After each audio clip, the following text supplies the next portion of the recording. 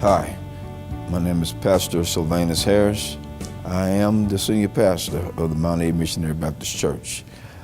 I'm grateful to be pastoring now.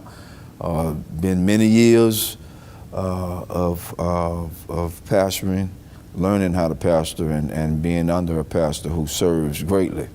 My first year here at Mambc has been a wonderful year. And one of the things I like about this church is that it's very family oriented.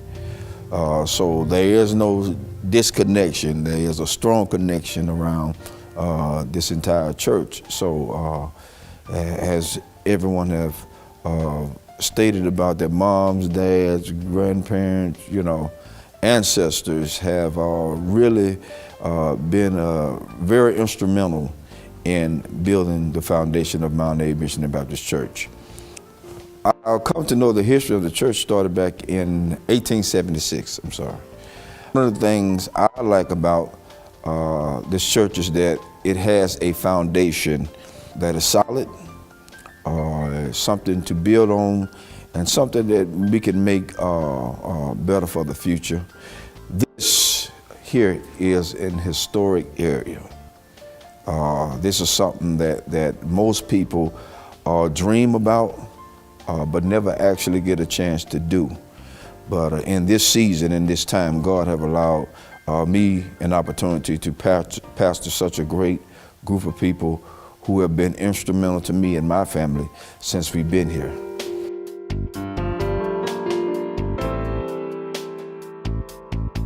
Hi, my name is Bernadette Douglas Dixon, and I was born February 4th, 1955.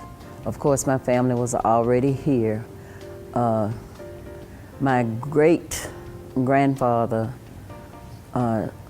died in the old church and was buried. His sons, which my cousin Ella was just talking about, her father, both of his sons, junior and senior, were out riding the woods, as they called it. They were in the turpentine business, and they were out chipping boxes. Well, he died on a Sunday in church, and they just laid him out on the cooling board, as they called it, and they buried him the next morning, and his sons didn't even know he was dead. My father relayed a lot of the family history about the industry and stuff. According to Daddy, the land was donated for the building of a church and cemetery for the community by a man named John Carter. And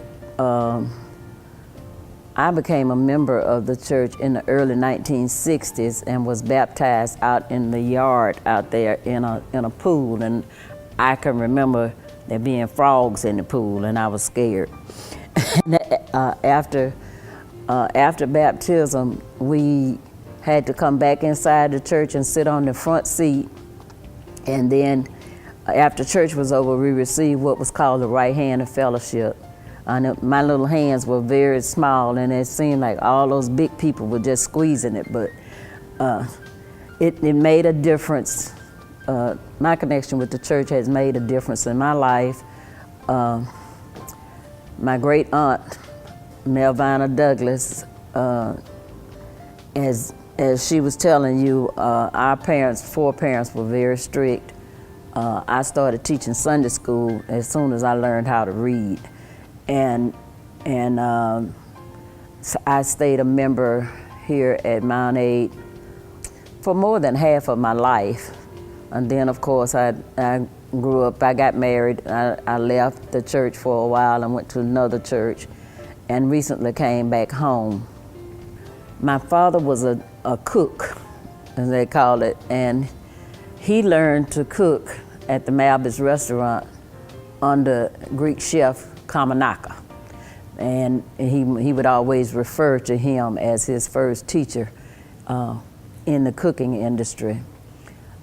This place around here used to be fields, and of course, everything is building up into houses now, but it used to be fields.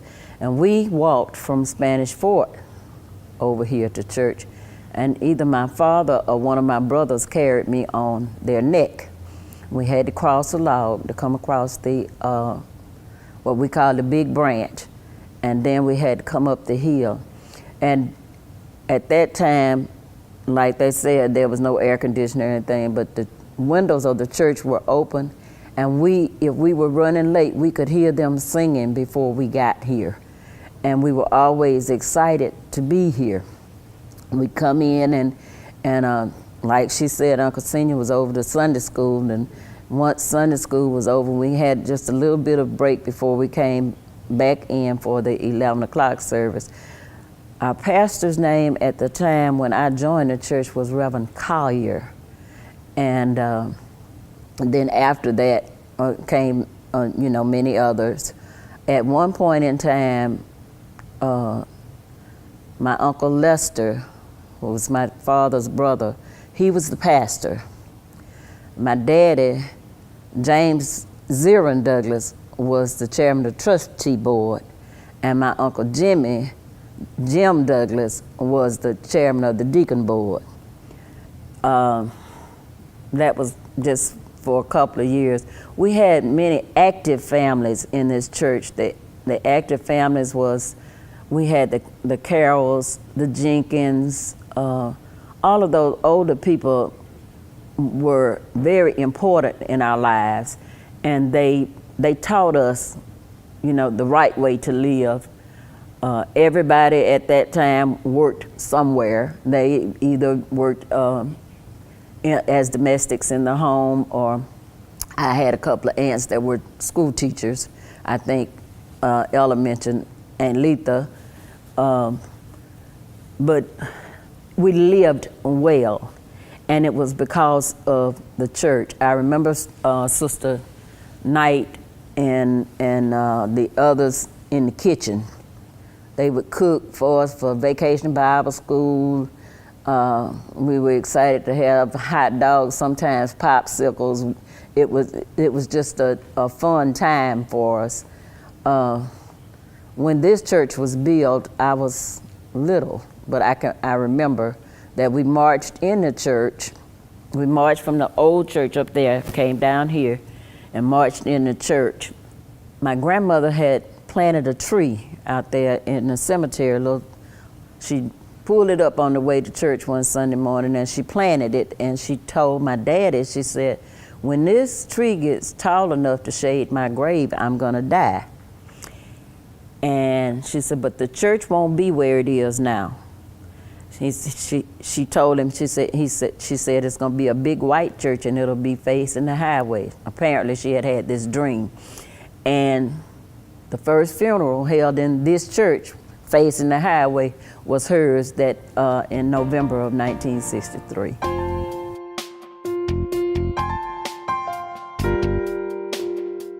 Hello, my name is Ella Douglas Glenn, and I'm a member of Mambc Baptist Church, and I'm a choir member.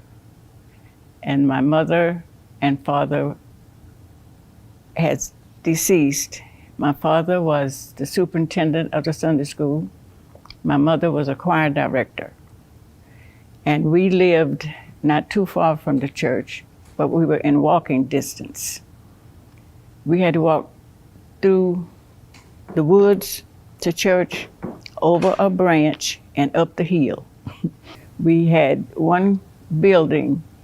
This is where our school was from first grade through sixth. And after we left school, I don't remember all of the teachers' names. I think one of them was named Letha Douglas, a cousin of mine.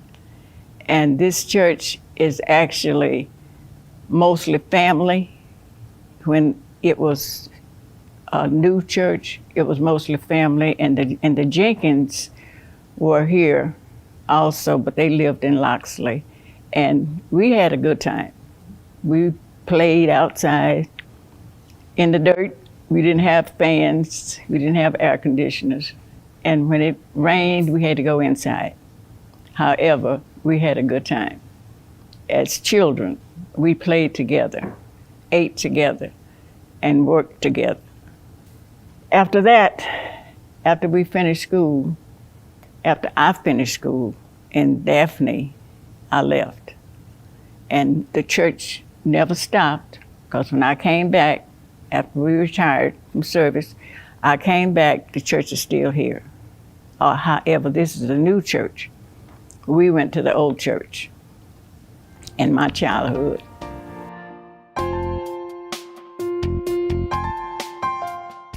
What I can remember about the church, when I was 11 years old, I joined this church, and I was an active member up until this day. I started preaching in 1975. I taught Sunday school here at this church. I was the second vice president of the trustee board of this Mambc Baptist Church.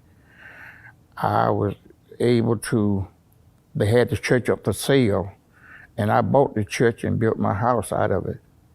And the people that helped me to tear it down was Amos Douglas, Jeff Quinney, Paul Douglas, and myself. I remember when we had to go down to the spring to get water and bring it to the church, and they had two toilets, one for the men and one for the ladies, that was out back, way out, had to walk pretty good ways to the bathrooms. And I remember when we had to baptize, I remember 5 different places we baptized. One was down at the foot of the hill, one was over there on Turkey Branch. We baptized across the woods from Mambc Baptist Church. I remember once we went up there to Mac Brumley and we baptized.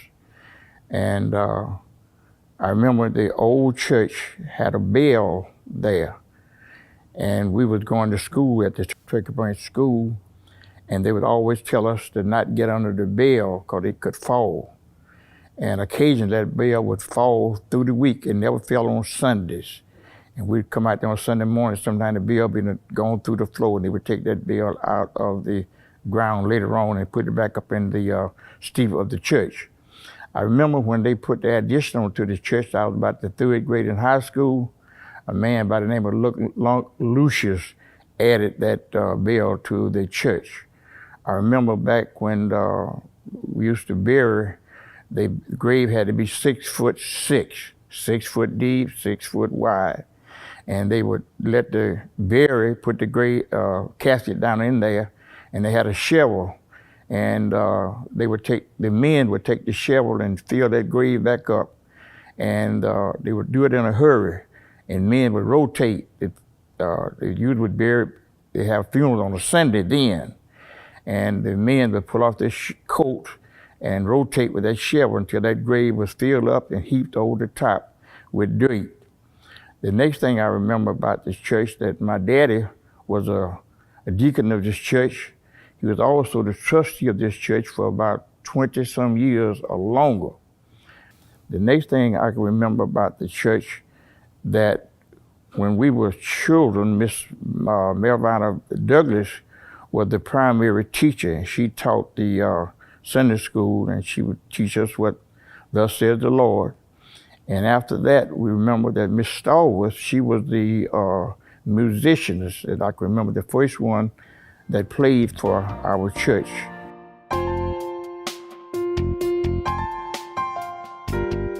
My name is Shirley Ann Carol Scott, and I was born and raised at my early years in Baldwin County. And my mother and my father were with us and whatnot, but then things happened, and they were separated a little bit. And so we ended up, my brother and I, one of my brothers, and we came back here and came to Baldwin County, stayed with my grandmother. And she had 13 grandchildren in the house.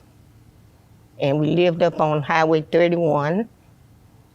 my brother and I walked from up on Highway 31 to the school that was over there. And even the interstate that you see the car ripping and running there was not there. But we would do that, walk through the woods. And then things turned, and my mother got sick, and she had to go to Marianna, Florida, I think it was, to go to a sanitarium. So I had to come back here again and stay with my grandmother. And I was there going to school until I graduated, and I was blessed to be able to go to college, Alabama State in Montgomery. And I finished the course there, and I came out, and I was, then I went to college, and I got a teacher's certification. And as I would go and do, and I learned how to do so much in reference to the children, and I would try to help them all I could. And I was a member of this church, and eventually I would work with the choir. I'm secretary, and several other activities that were going on in the church. And after my mother passed, it kind of stunned me, because as I wanted to grow up and do so I could do for her, and she wasn't here.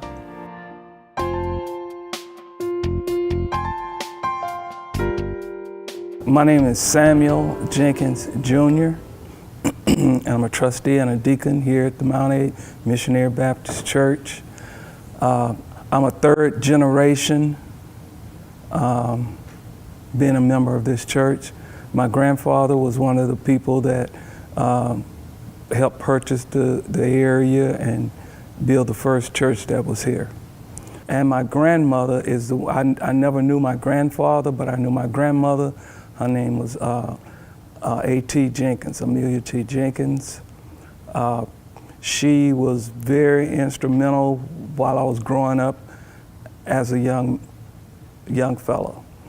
The pastor that I can remember as far back as I can go is Reverend Collier, and he was the one that baptized me in that swimming pool. And just like Minister Douglas said, it was tadpoles and frogs in that pool where we got baptized in. I'm 65 years old. I was born January 5th, 1955, and I've been here all of my life. Went off to college to Alabama State University and returned. And I served on the usher board. I've been taught by Reverend Longmire. I've been taught in school by Sister Scott. So our church history really is something else. My grandmother would line us up, all of the young men in the church. She would line them up. She would sit on the second row in the church, and she would line the young men up. I'm talking about, I say young men, but I'm talking about 8, 9, 10 years old on that front row of the pew. And you have to sit there and listen at the preacher. And if you turned your head to look over at the other one or started to talk, my grandmother could thump you so hard upside your head it would bring tears to your eyes. And everybody knew that, so we'd sit there and just be attentive and listen at what the preacher. A lot of times we'd fall asleep. But at the end of the sermon, she would always ask each one of us, tell me something the preacher said. So you had to pay attention for a little while so you get a sentence or something to tell her, because she wasn't going to be pleased if you didn't have anything to tell her about what the preacher said. These people were strict disciplinarians. They wanted you to do what was right, and they didn't tell you anything wrong. They were leaders, and they wanted you to be leaders. And to this day, I know of none that have gone off to prison that came up in this church. I know of none.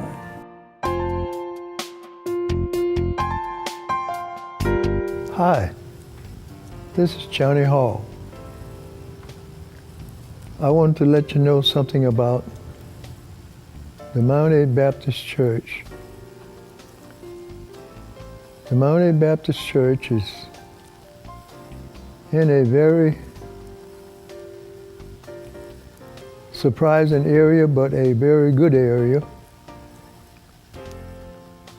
I learned about the church when I was very young. When I was born, my aunt was there to see me when I was born. And she was so surprised to see me. She and her boyfriend took me and carried me about 4 miles one Sunday morning to have me prayed for. And my godmother have been real close to me ever since. My mother kept me close. My daddy kept me close. I grew up, and one day I wanted to come to the Mount A Baptist Church. And I got up that morning, I felt so good, I wanted to go to church. But one thing I'd like to say at this time, the last pastor that was in this church before Reverend Harris came and took over, his name was Reverend Collins, Reverend George Collins. He lived in the Brumley area. Reverend Collins would come in and he'd give his service on a Sunday.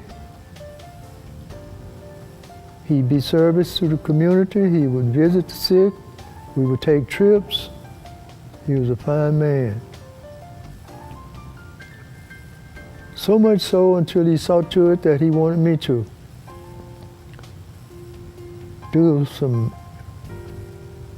I'll say, household chores for him sometime. So he came to the place where he wanted to call me every time something went wrong in his house. So much so that I became just like a servant to him. And I was always close to him, all through the community. And wherever we went, wherever we go, whatever I had to do, but we became so close until he started inviting me to his house to do the repairs around his house. I did that for years and years. Whatever it was, or whatever he wanted me to do, because he knew I was very instrumental in that type of work, because I did it all my life.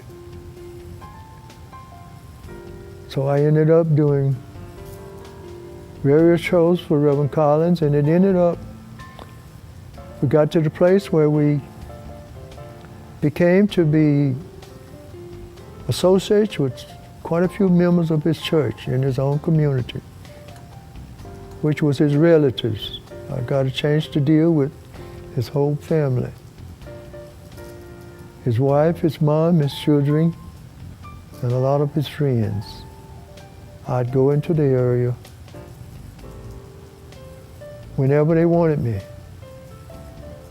and I would do what I could to make things happy. And that's where we come from today. Reverend Collins was a great man. He did a great job in the church. We loved him. But now we have a new pastor, Reverend Harris, which is a fine man. From day one, he has been a joy ever since we've been here. And we hope everybody that have ever visited this church, through Reverend Harris, who is our pastor now, or any other minister that have ever come to the Mount A Baptist Church or any other congregation that had ever visited our church. We hope that you can say like we can say today.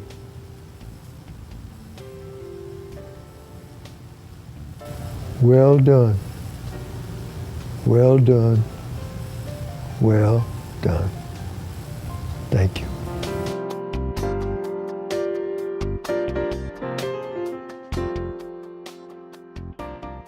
Hi, my name is Verdine Boyd Hollings. I was born March 28, 1945. I was raised out at Mount Aid. My parents were here, D.C. and Arlene Boyd. It was 8 of us. All the children were raised and born out here.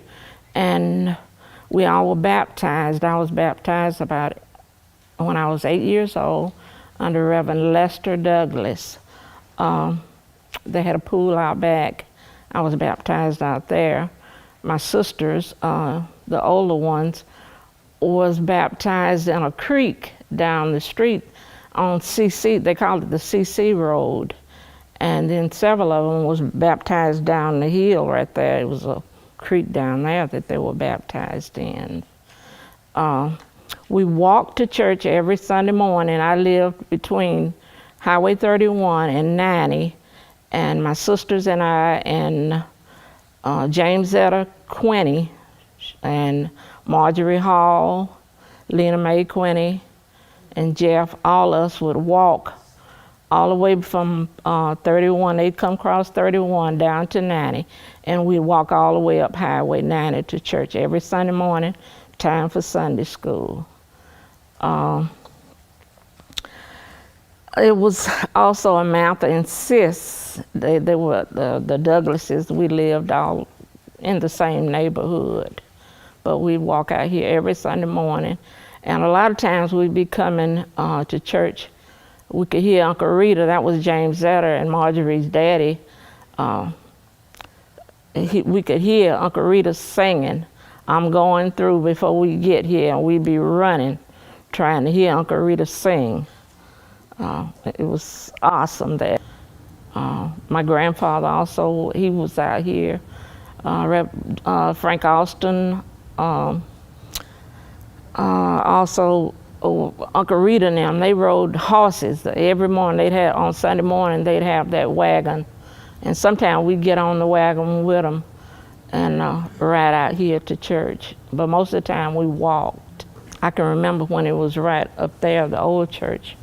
That's where we'd be running, because it was like a little trail that came up that hill all the way through here, and we'd walk up to the older church. That's where we attended church up until this one was built. Mr. Ishmael Carroll, he was a deacon out here, and he would ride his horse on Sunday mornings. Every Sunday morning he had a great big white horse that he had on that wagon, and he'd ride it to church every Sunday morning.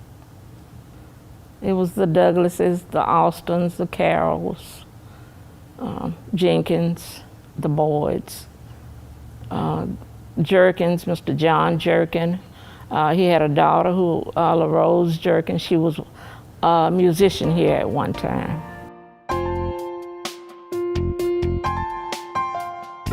William Cyprian Sr., as I said before, I'm currently the chairman of the Deacons Ministry here.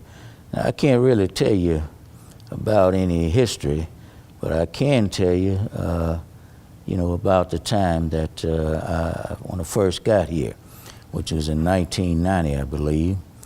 My wife is originally from this area, from Loxley, Alabama, and we arrived here, I believe it was in 1990. January of 1990. We came from California, Victorville, California, where we were stationed there in the Air Force. I retired out there, and 2 years later, my wife retired. And so her father is from this area, and I think her father kind of talked her into coming back here because I had my sights on Florida. But we ended up here, and we joined the church. Her father talked to us quite a bit about, you know, how good this church was, and the people in the church, good people.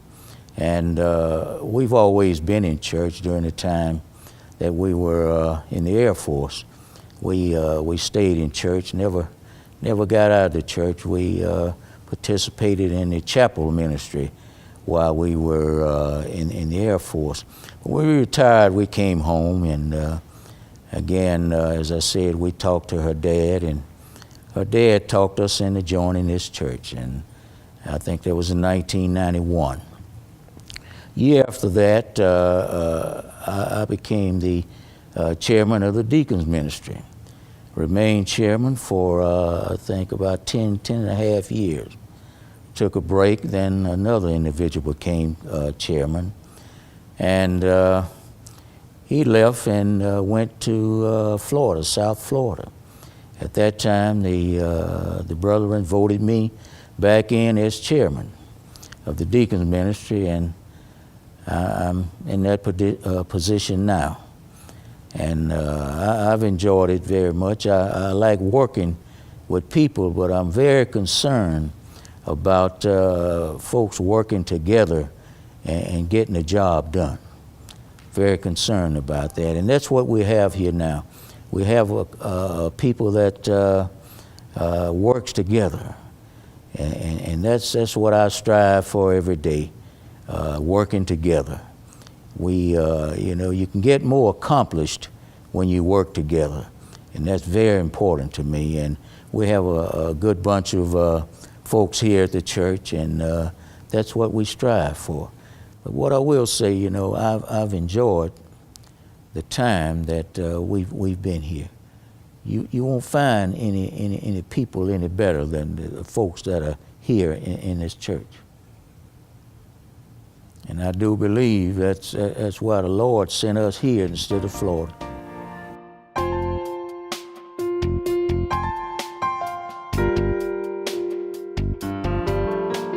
Senior Douglas was a father for 13 children, and I'm right in the middle of them. But we all were members of this church. And he was so strict when we were younger. He could look at you. If you were out of place, you jumped back in place. He was just that strict. And my mother used to tell him all the time, "You're too strict on those girls." He said, "They are mine. They're my girls. I want to raise them right." And he did, out of the 13. And when he got ready on Sunday morning, he would lead the way, and he made everybody get up and have breakfast around the table. But he prayed so long, the food got cold. But we still had to eat it before we left to come to Sunday school. And we stayed at church all day. Sunday school, 11 o'clock service, BTU service, and I don't know what else. But we had a lot of fun. He raised us right. Out of the 13, I don't know if any of us has ever been in jail. I was born July 12th, 1933, and I was raised here in Baldwin County, and the creek down here where we were baptized, some of us were baptized. And in the creek, we didn't have a pool to be baptized in. Snakes were there. We had to, when they put us in the water, we still looking for the snakes on each side. Because everybody, and we were raised in the country, but I'm still afraid of a snake. That's the only thing I think I'm afraid of. And if I see it first, he's a dead one. I don't play around with snakes. But anyway, we had a good time.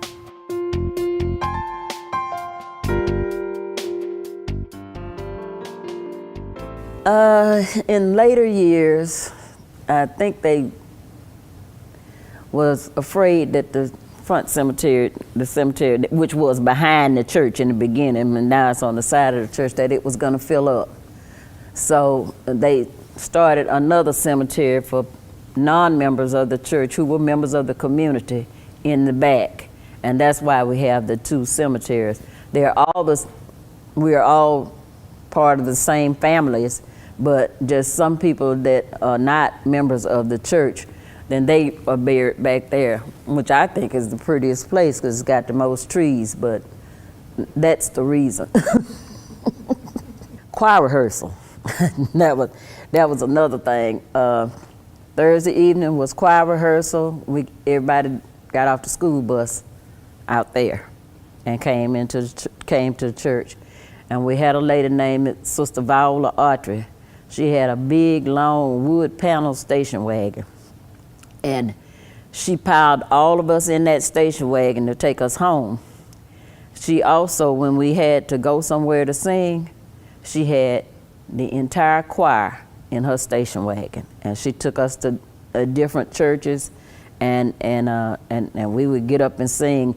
We also went to WGOK over in Mobile on Saturday mornings and sang on the radio.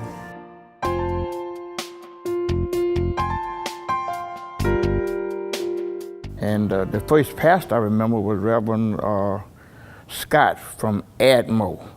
And the latest pastor we have now is Reverend Sylvanus Harris. So I can remember from then up till now all the pastors. And we can say this, that Deacon Hilliard Jenkins, he was the chairman of the trust of the deacon board. And I never seen a man that the people admired as he was admired. He was, they really respected him as well as he was the pastor. Whatever he said, there was no question. He just said it. I remember one time we was out here digging up the stumps out here at the church. I was operating a backhoe, and one of Deacon Carroll was somehow or another, he got in the way, and I took the backhoe and switched it around real fast, and that bucket hit Deacon Carroll, and he fell to his knees. Blood came out of his eyes, nose, mouth, and I just knew he was dead. But by the grace of God, he went to the hospital, stayed about a week, and he survived, and he lived years after then. I remember also when I was a little boy, you could count the cars on one finger that was here at this church. Men came on horsebacks, some people came on wagons. And the next thing I can remember about this church, when I was tearing the church down, there was an accident right down this, at the highway where you came to the church, and a man was killed. The next thing I can remember about this church, that I used to teach Sunday school right here in this side here, teach the young men. And I also sang in the choir. I was a Sunday school teacher. I think I'm repeating myself here in this church. And some of the young men I taught with Brother Samuel Jenkins and Brother Shelley Jenkins, and I say Shelley Jenkins, his son. And the Lord had blessed me from then until now. I've been preaching for 45 years. And I remember Sister Scott, she was the secretary, that made out the license and signed my name on the credentials. And now it has almost faded out down through the years. And I can say that my father was the one that picked this spot for this church to be built. Reverend J.C. Collier was the one from Pensacola, the one that built this church. And I think Brother Wheaton was the contractor that added on to this church. And I remember, I think 1944 was the first member of our family that was buried here. His name was Edward Longmire. And then later years, my mother passed, and then my father passed. And that's all we had buried in this church. So we've been blessed when it comes to the death of the immediate family of the Longmires. I think we got about the shortest list of the people been buried here. And I just give the Lord the glory and the praise for the many blessings that he has blessed me. As I said earlier, we always walked to church, but now the Lord had blessed us that we able to ride here. We got air conditioning, we got carpet on the floor, we got padded pews, and we have really been blessed from the time that I've been here up until this day. I never thought that I would see the church progress the way it has progressed down through the years, from walking till now we're able to ride, and we're able to just sit back and enjoy how the Lord had blessed us with the facilities that's here, that's in our church.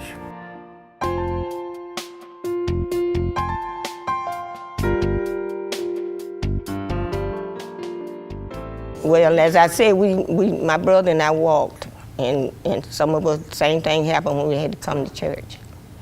But there was a pool, when it wasn't really a pool, but it was a water, and that's where they were baptized.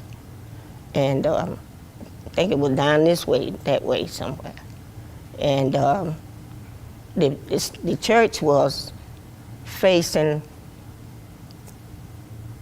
this way at one time, and then it turned up and went the other way. So, but everything was still dedicated to doing what was right, and we enjoyed coming, and we had the young folk singing in the choir, and then as we grew up, we took part with the other churches' activities that were going on. So we are just thankful that we had the avenue to walk on where we could do those things for ourselves.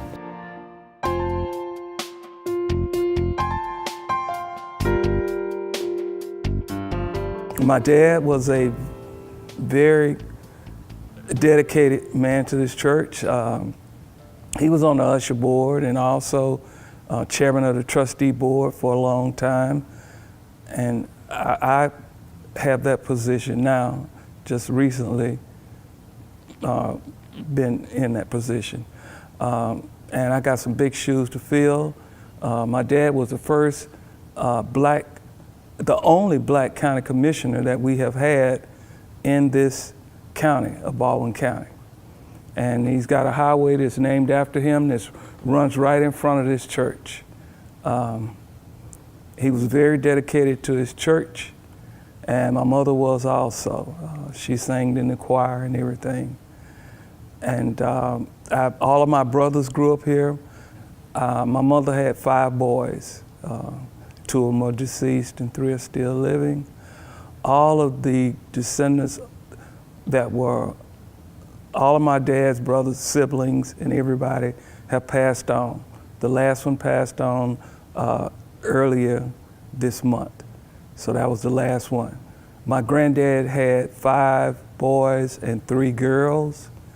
All of them were very, very successful and pillars wherever they went within the world. They were stationed all over the world. And they constantly would send donations back to the church whenever we had special drives. Ever since I've been here, this church has always been financially stable. Ministers never left here without being compensated.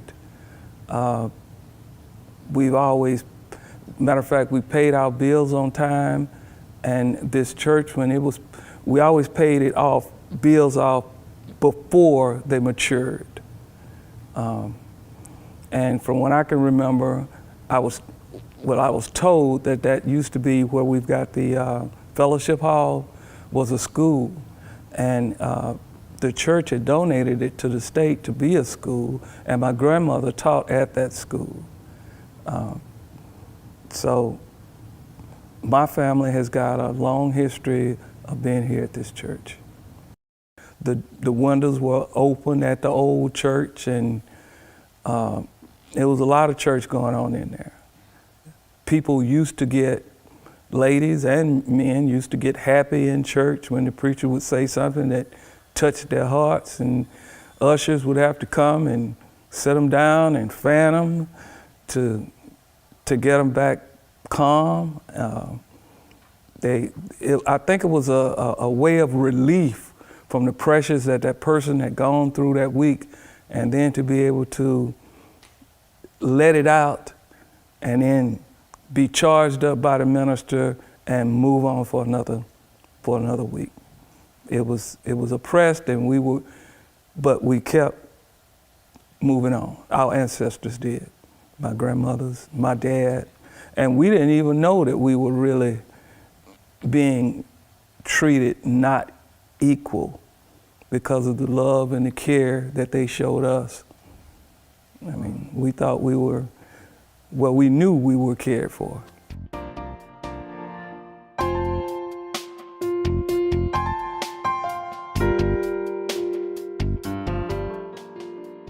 But after I joined the church,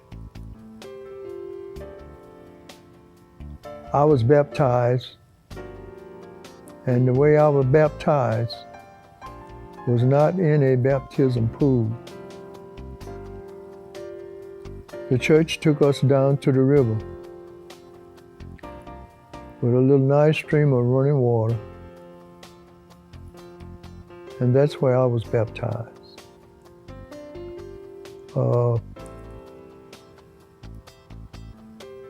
Our church eventually, we had a big storm, and I don't know what happened, but the big bale fell through the steeple and damaged the church. So after then,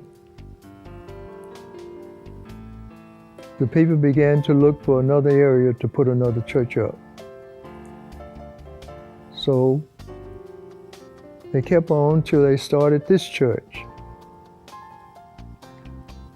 And if I go back a little bit and to bring you up to date on how this church started, excuse me, we had a pastor and his wife out of Pensacola. His name was Reverend George Collins. He was a very smart man. He did a lot of preaching for our church.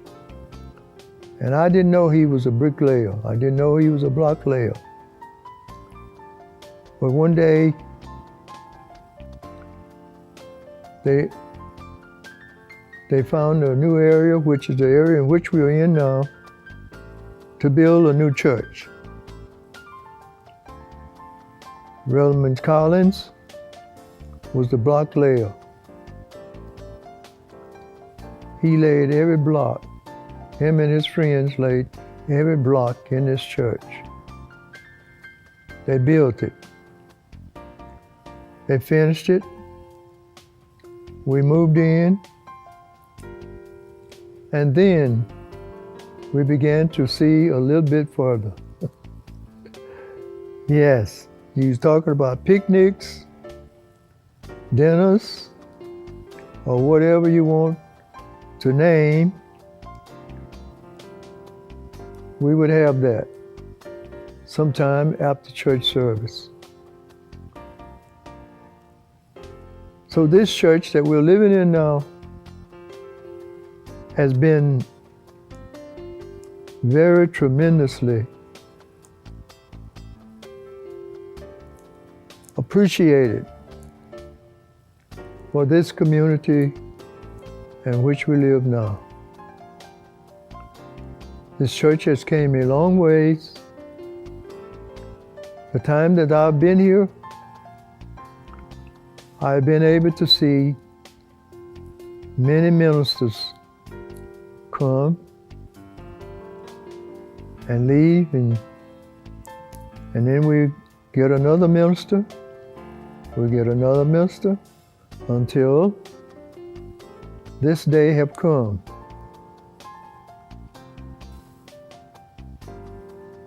This church, as I grew up in this church, I was very instrumental. I always wanted to be appreciated in whatever situation I was in. So this church, being the church that it was, and people elderly people of this area realized that they saw a little potential in me as to what I could do in carpenter work and so forth. Many times I found myself in this church working. I never shall forget the pulpit. One day, we was trying to improve the situation.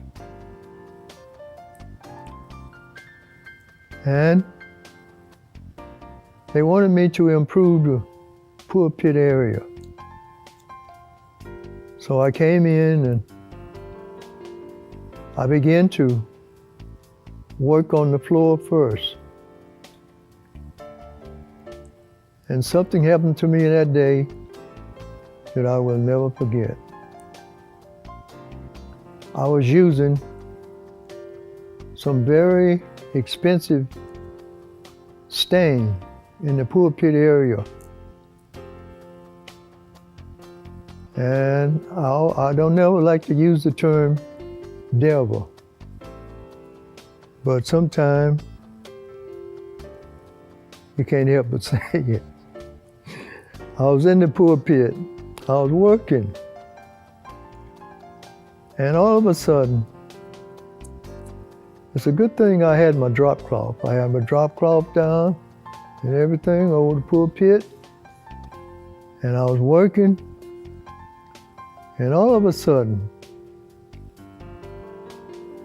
that stain that I had using on that pulpit tried to turn over on that floor. And when it did, I caught it. And I was so pleased when I caught that varnish to keep it from staining the area on that pulpit. Then we got a pool. And the pool decided that they wanted the pool area redone. They wanted me to do it. I said, yes, sir, I'll do it. So I went into the pool area. I stripped the pool area. I varnished the walls, and I repainted the pool area. Later on, we had an area in the back where we didn't have an upstairs. We always wanted an upstairs. We had a flat roof on the back. We always wanted an upstairs. So they asked me if I could look into the situation in order that we could have an upstairs. I said, yes, I will. I went in and I looked, and I drew them out a plan as to how they could put it upstairs. So they appreciated the plan that I presented to them, and they went to work on it. And we had a nice upstairs apartment that we can have all the youngsters to be in Sunday school during church service.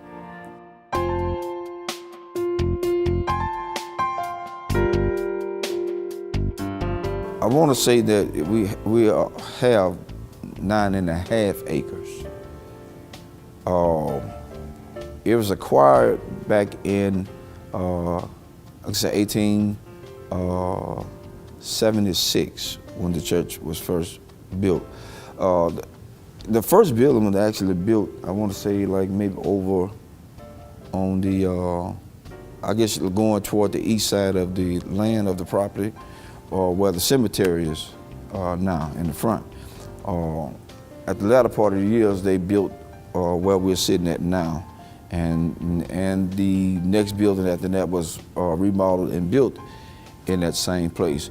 But I want to, and I'm just speaking for future reference of the church, because people need to know where we're headed in this season.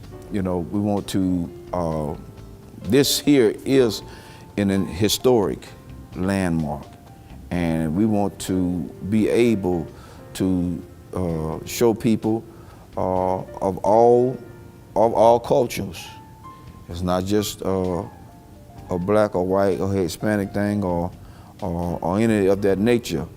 It is for everybody to see the history of where we come from. But don't just linger on the history. We got to learn to build upon it. And so that's what we're doing, we're building upon it. And we had some real good people who was very instrumental in us being here. But going forward, we have future plans that are going to be taking place. I'm praying God's blessings upon everything that we undertake to do, and it's for the kingdom of God.